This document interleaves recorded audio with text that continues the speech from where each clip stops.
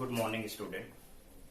आज जो है क्लास 10th जियोग्राफी में जो है हम अध्याय सेकंड को देखेंगे। अध्याय सेकंड को देखेंगे। इसमें क्या है, इस अध्याय का क्या नाम है? वन एवं वन्यजीव संसाधन। वन एवं वन्यजीव संसाधन। इसको देखने से पहले कुछ हम बेसिक कॉन्सेप्ट को देख लेते हैं, जिसके आधार पे जो है इसको समझने में आपको आसानी होगा। जैसे जो है आपको हम जानते हैं कि पृथ्वी जो है एक ग्रह है, जो क्या है, तीन भाग इस पे मुख्य रूप से होते हैं। अगर मंडल की बात करते हैं तो उस मंडलों में क्या होता है, आपको वायुमंडल, वायुमंडल, स्थल मंडल और एक आपको होता है जल मंडल। वायुमंडल, स्थल मंडल और जल मंडल, ये तीन चीज, वायुमंडल, स्थल मंडल और जल मंडल। तो पहले हम देखते हैं कि पृथ्वी का वह भाग जो स्थल है, पृथ्वी का वह भाग जो स्थल है वह किसके अंतर्गत आता है? स्थल मंडल के। पृथ्वी का वह भाग जो स्थल है वो क्या आता है? स्थल मंडल के अंतर्गत आता है। और पृथ्वी का वह भाग जो चारों तरफ जल मग्न है वो क्या आता है? आपको जल मंडल कहलाता है। पृथ्वी का वह भाग जो चारों तरफ से जलमग्न है उसे हम क्या कहते हैं? जल मंडल। और तथा इनके ऊपर वाला भाग, इनके ऊपर वाला भाग जो है आपको वायुमंडल कहलाता है। इनके ऊपर वाला भाग क्या कहलाता है? आपको वायुमंडल कहलाता है। अब इनको जो है कई पार्ट्स में डिवाइड किया गया है। अगर पृथ्वी की संरचना कर देखते हैं, ऐसे अगर मान लो पृथ्वी क्या है, एक जो है गोले के समान है। इसको हम वृत्त नहीं कहेंगे, एक गोले के समान है। जैसे गोले में एग्जाम्पल हम ले लेते हैं नारंगी। पृथ्वी जो है एक नारंगी शेप का है, आकृति का है। अगर इसके सेंटर से जो है हम ये जो ट्रायंगुलर पार्ट्स हम कट करते हैं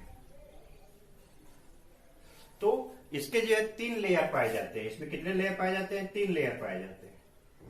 इसमें जो है तीन लेयर पाए जाते हैं। ये वाला आपको होता है जैसे फर्स्ट, सेकेंड, थर्ड, ये आपको होता है सीमा। सेकेंड वाला आपको होता है सियाल। थर्ड वाला होता है निफे।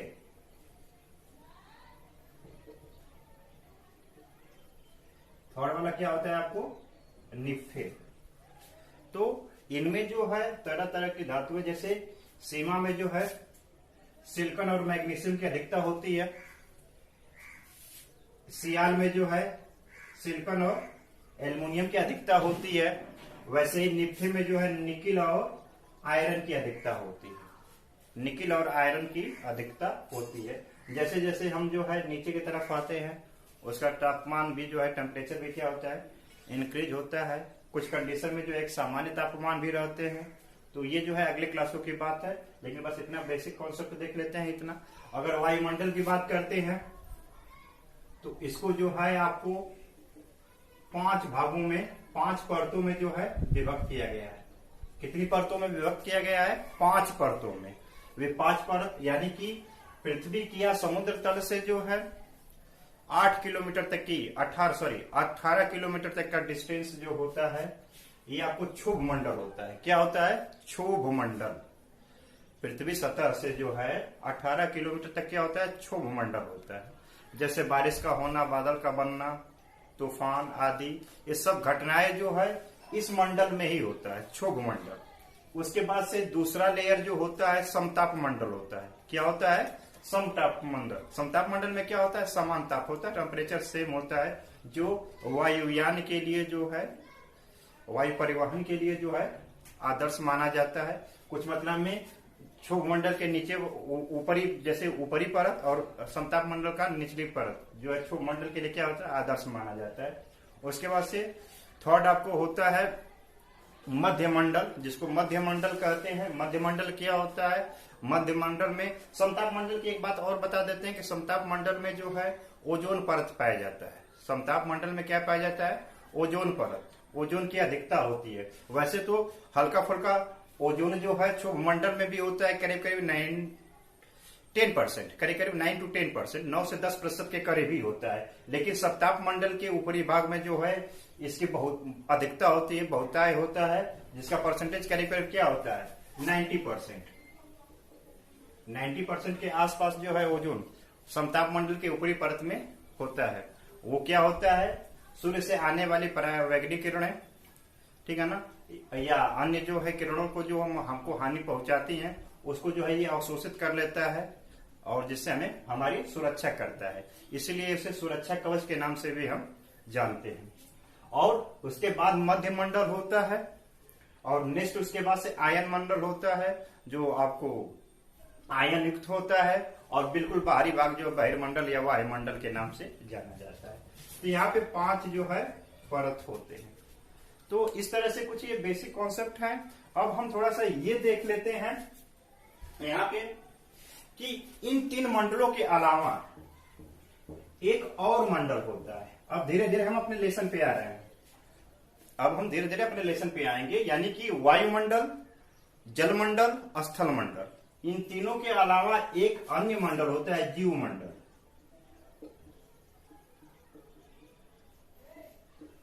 जीवमंडल, जीवमंडल क्या होता है, इन तीनों का जो है सम्मिलित भाग होता है जिसमें जो है जीवन व्याप्त होता है। यानी कि स्थल, जल और वायु, इन तीनों का जो है संपर्क में रह के जीवधारी जो है अपने विकास करते हैं, जिसको हम पारिस्थितिकीय तंत्र कहते हैं, जिसे हम पारिस्थितिकीय तंत्र कहते हैं। यानी कि वह तंत्र जिसमें जो है प्राणी जगत या वनस्पति जगत, प्राणी जगत और वनस्पति जगत जो है अपनी जो है सभी क्रियाएं जो है संपन्न करते हैं। जिस तंत्र के द्वारा, उस तंत्र को क्या कहते हैं, हम पारिस्थितिकीय तंत्र करते हैं। और आज जो है हम इनके ही बारे में समझेंगे कि वन क्या होते हैं, वन्यजीव क्या होते हैं, वन संसाधन या वन्यजीव संसाधन क्या होते हैं, इसके बारे में। इससे पहले हमने संसाधन का डेफिनेशन जो है पिछली क्लास में दे ही चुके हैं कि संसाधन क्या होते हैं। तो इसके इंट्रोडक्शन में जो है हम यही यहाँ पे जो है क्या देखेंगे कि पृथ्वी पे जो है, हमारे पृथ्वी पे जो है तरह तरह की जो है वन संसाधन है, जीव संसाधन है। कुछ छोटे जीव हैं, कुछ बड़े जीव हैं, कीट पतंगे, हाथी, आपको डॉल्फिन जैसे विशालकाय जीव भी हैं, जिसका क्या है एक यह समन्वय है इस पृथ्वी पे पाए जाते हैं, जिससे सम्मिलित भाग को जो है हम जैव मंडल के रूप में देखते हैं। उसमें जो है वनस्पतियां भी हैं, वनस्पतियों में भी आपको होता है। अब इसके बाद से हम यहाँ पे देखते हैं भारत में वनस्पति जगत क्या है, प्राणी जगत और वनस्पति जगत।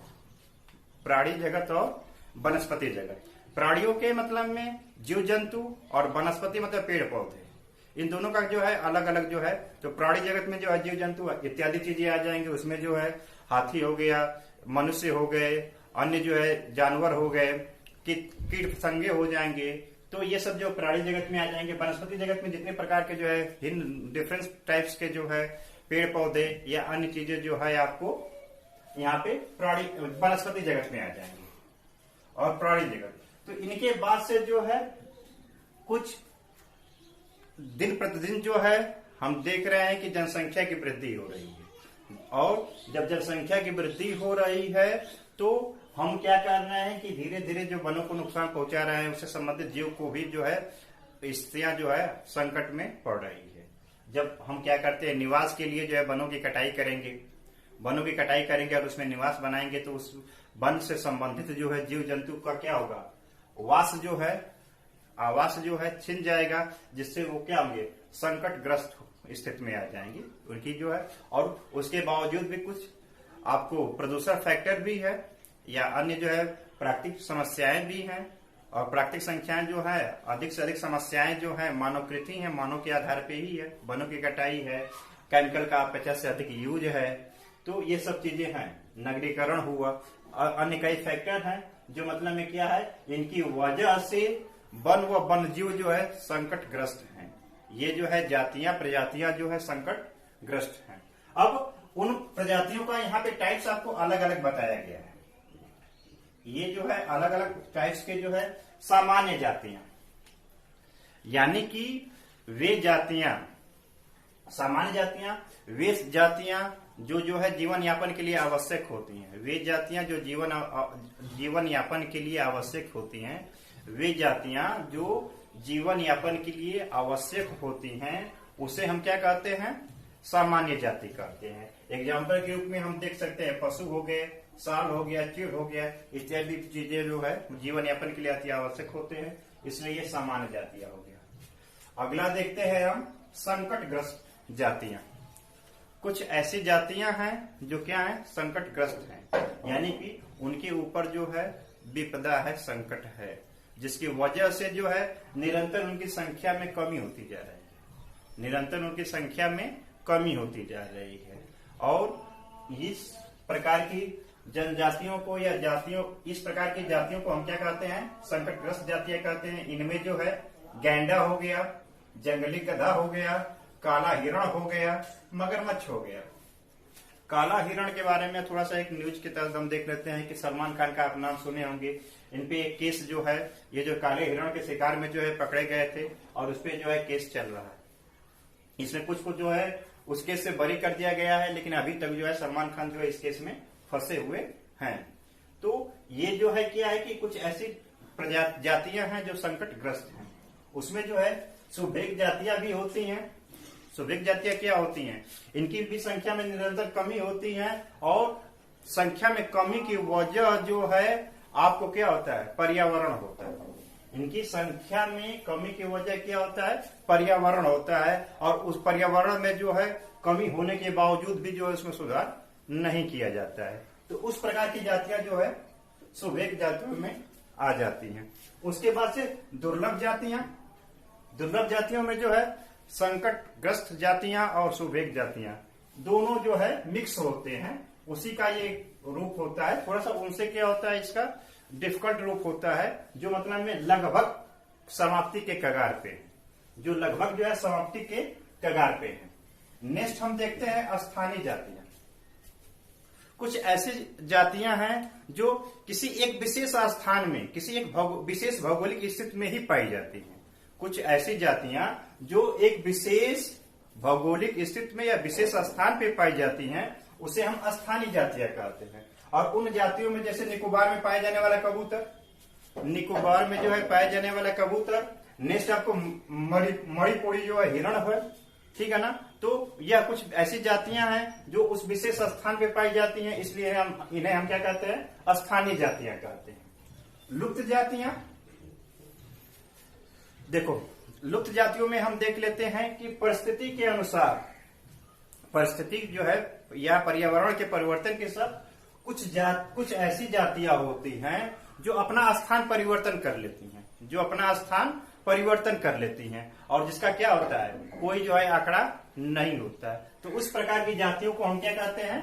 लुप्त जातियां कहते हैं। जिसमें जो है एशियाई चीता हो गया, करीब करीब एशियाई चीता जो है यहाँ पे समाप्ति के कगार पे है। इसीलिए जो है अभी प्रेजेंट टाइम में जो है केंद्र सरकार द्वारा जो है इनकी संख्या में वृद्धि के लिए जो है पुनः जो है इनको जो है बाहर से जो है मंगवाया जा रहा है, और कुछ मतलब मंगा दिए भी गए हैं जिससे कि इनकी संख्या में वृद्धि हो सके। तो एक चीज ये हो गया। अब यहाँ पे हम देखते हैं कि भारत में वन और वन्यजीव संरक्षण क्या है, यानी कि ये सब समस्याएं हो रही हैं, तो इन समस्याओं को कैसे दूर किया जाए। जैसे जीव जगत जो है जीवन यापन के लिए जो है, प्राणी जगत या जीव जगत जो है जीवन यापन के लिए अति आवश्यक है। अगर ये हमारे बीच में जो है क्या है, इनका एक संबंध है, और अगर ये जब लुप्त होंगे तो धीरे धीरे समस्याएं आएगी। जैसे आपको देखते थे कि पहले के समय में गिद्ध हुए, कुछ पक्षियां ऐसी थी जो मिलते थे, गिद्ध हुए। गिद्धों का अगर एग्जाम्पल देख लेते हैं तो मृतक शरीर को जो है हमारे यहाँ जो है परवाह करके ऐसे छोड़ दिया जाता है खुले में, तो उनके जो है गिद्ध जो है उसका अपना भोजन बना के जो है पर्यावरण को शुद्ध कर देते थे। लेकिन उनकी संख्या में क्या हो गई? कमी हो गई, वो अब दिखते ही नहीं है। तो वैसी प्रजातियां, कुछ ऐसी जातियां हैं जो एक दूसरे पे डिपेंड करती हैं। अगर उस पे न रहने की वजह से लगातार अदर जो उस पे डिपेंड करते थे भोजन के लिए, उनकी संख्या में जो बहुत अधिक विकास हो जाएगा, वृद्धि हो जाएगी, जो मानव संकट का कारण बन सकता है। तो इस तरह से बहुत सी ऐसी समस्याएं हैं जो मानव जीवन यापन में जो है संकट का सामना करने के लिए जो है तत्पर हो जाएंगे। तो उन सामना करने के लिए उनसे पहले जो है वन का और वन जीव संरक्षण पे हमें जो है ध्यान देना चाहिए। अब यहाँ पे थोड़ा सा वनों की बात कर लेते हैं। यहाँ पर हम वन की बात कर लेते हैं। जैसे वन रिपोर्ट की पहले बात करते हैं। प्रत्येक 2 वर्ष में जो है वन रिपोर्ट आता है कि भारत में जो है कितने वन हैं, उसमें वनों में जो है आपको क्या होते हैं, सघन वन होते हैं, फिर उसके बाद से विरल वन होते हैं, पेड़ पौधे होते हैं, मैंग्रोव वृक्ष होते हैं। तो ऐसे जो है इनका एक रिपोर्ट आता है प्रत्येक 2 वर्ष में। प्रत्येक 2 वर्ष के बाद जो है वो रिपोर्ट आता है। यह रिपोर्ट फर्स्ट टाइम जो है 1987 में पहली बार जो है वन रिपोर्ट जो है आकलन कब किया गया था, 1987 में। और सबसे नया वन रिपोर्ट आपको 2019 है। 2019 है सबसे नया। क्या है आपको 2019 है। और सबसे फर्स्ट क्या है आपको 1987 है। और प्रत्येक 2 वर्ष के बाद जो है वन रिपोर्ट आपको पेश किया जाता है।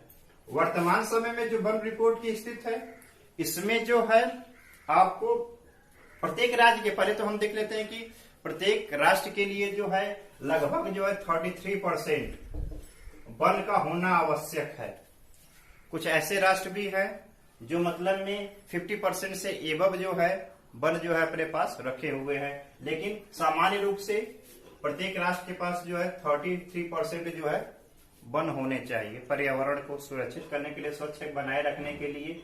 और हमारे यहाँ 2019 वन रिपोर्ट के अनुसार वनों का प्रतिशत आपको 24.56%, 24.56% है। कितना है 24.56% है।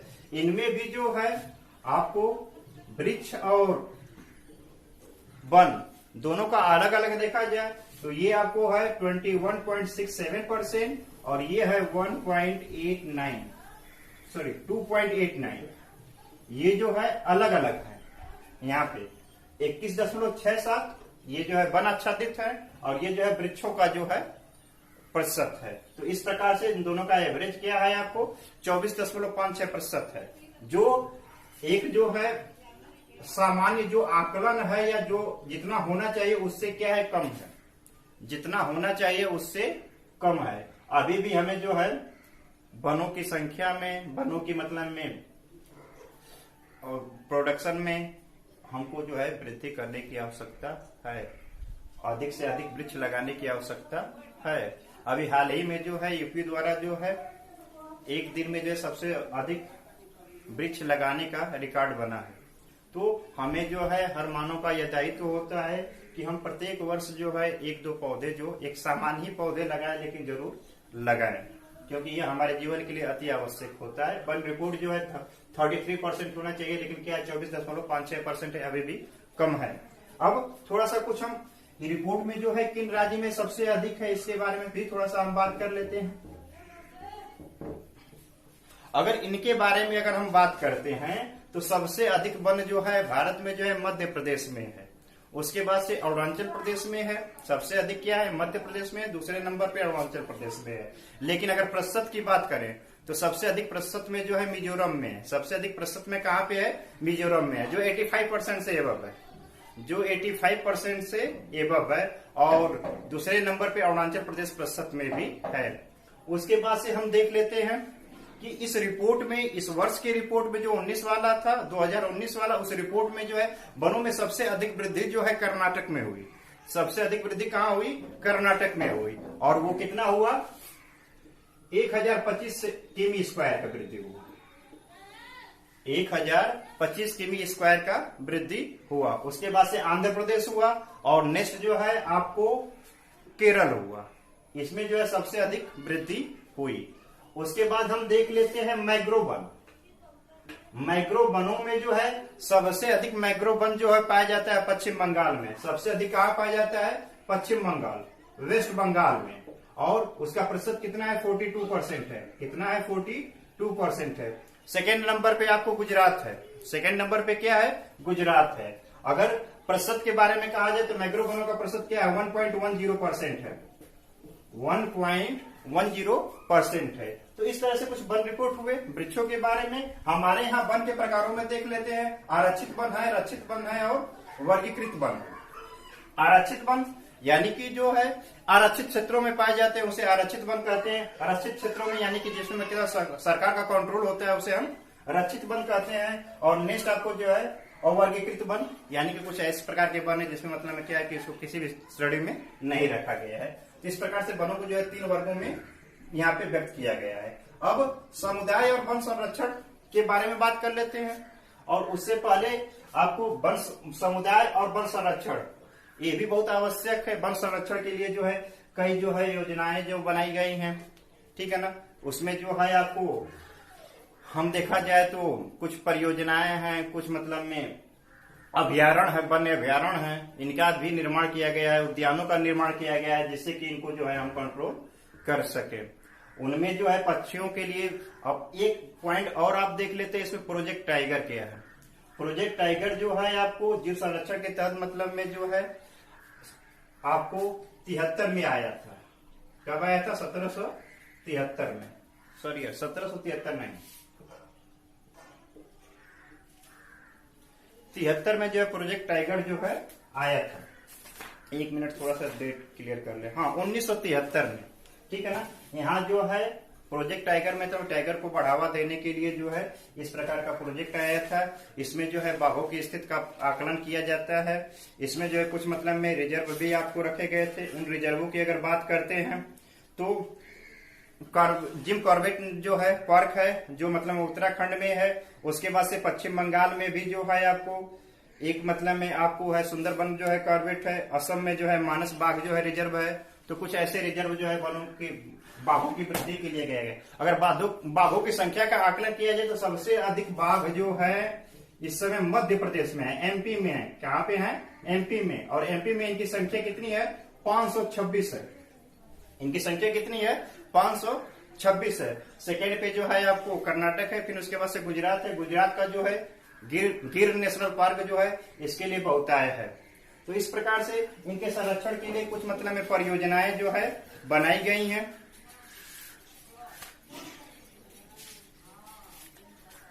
इसके बाद से लेसन में आपको कुछ आंदोलन वनों को जो बचाने के लिए जो है एक चिपको आंदोलन चलाया गया था। कुछ और भी है, बीज बचाओ आंदोलन जो है इसके लिए जो है आपको मुख्य था। तो इन आंदोलनों को जो है आप सही तरीके से देख लेंगे। तो इस तरह से ये आपका जो है टोटल एक्सरसाइज यहाँ पे कंप्लीट हुआ। जो जो पॉइंट से आपको यहाँ पे जो है एक्सप्लेन कर दिया गया है। हम उम्मीद करेंगे कि आपको सभी पॉइंट जो है अच्छी तरह से समझ में आई होंगी। कुछ न्यू रिपोर्ट्स आपको बताए हैं, इनको भी विशेष ध्यान दीजिए। नेक्स्ट वीडियो में जो है अगले लेसन के बारे में हम पढ़ेंगे। इससे पहले आप इसका अच्छी तरह से नोट्स बनाइएगा। नोट्स बनाने के बाद से जो है व्हाट्सएप के माध्यम से इसको आप चेक करा लीजिएगा, ठीक है ना। आप लोग नोटबुक चेक नहीं करा रहे हैं, सही तरीके से आप वीडियो भी देख रहे हैं। अगर वीडियो नहीं देखेंगे तो पेपर समय से ही होना है। इसकी सही तरीके से आपको तैयारी जरूर करना है। तो आप सही तरीके से तैयारी कीजिए। नेक्स्ट वीडियो में फिर हम मिलते हैं और अगले लेसन के साथ। तब तक आप इसका रिवीजन कीजिए। अगर वीडियो पसंद आ रही है तो उसको लाइक शेयर और कमेंट करना जरूरी है। इसलिए आप लाइक भी करिए, शेयर भी करिए और जैसा आपको समझ में आ रहा है उसके अनुसार जो है कमेंट भी किया कीजिए। नेक्स्ट वीडियो में फिर मिलते हैं बेटा, बाय।